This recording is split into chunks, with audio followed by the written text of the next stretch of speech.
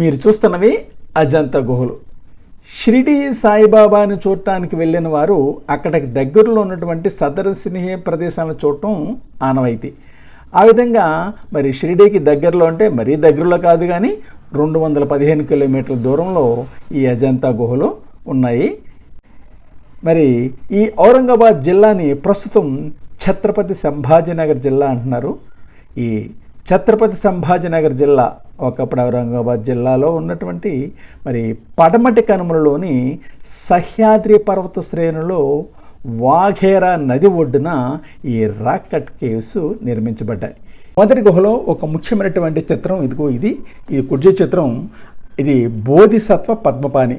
ఇది మనం చిన్నప్పుడు చదువుకున్నప్పుడు పుస్తకాల్లో మనం చూసేవాళ్ళం. అంటే బుద్ధుడిగా మారటానికి ముందు బోధిసత్వుని యొక్క బొమ్మది. న్యాచురల్ కలర్స్ తోటి పెయింటింగ్స్ వేయటం అయితేనేమి, మరి లోపల నివసించడానికి వీలుగా గదులు, అలాగే మరి వారి ఎదురుగా ఈ బోధిసత్వుని యొక్క చరిత్రను తెలిపేటటువంటి చిత్రాలు చక్కగా మరి గోడ మీద చెక్కడమే కాకుండా రంగులు మాత్రం చెక్కు చెదరకుండా ఈ రోజుకి అక్కడికి వచ్చినటువంటి చూపరులను కట్టిపడేస్తున్నాయి అన్నమాట.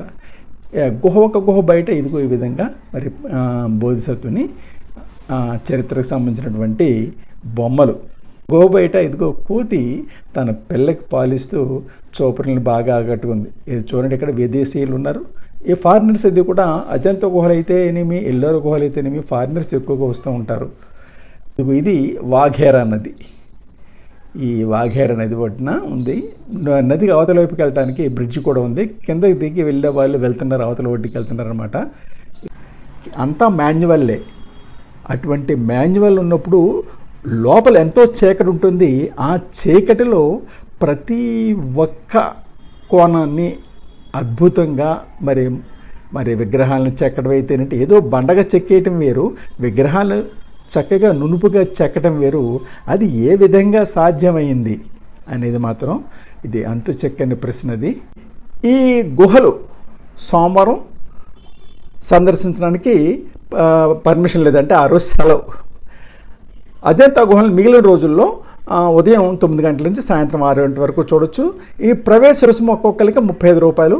అదే ఇతర దేశాల నుంచి వచ్చేటువంటి పర్యాటకులకి అయితే ఒక్కొక్కరికి 550 రూపాయలు అన్నమాట. ఈ ప్రాంతాన్ని పరిపాలించినటువంటి శాతవాహనులు, వాకాటకులు మరియు గుప్త రాజవంశముల చేత ఈ గుహల యొక్క నిర్మాణానికి సహకారం అందినట్టుగా తెలుస్తుంది. క్రీస్తు పూర్వం 2వ శతాబ్దం నుంచి క్రీస్తు శకం 5వ శతాబ్దం వరకు అంటే 600 సంవత్సరాల మధ్యకాలంలో ఈ గుహలు రూపొందించబడ్డాయి.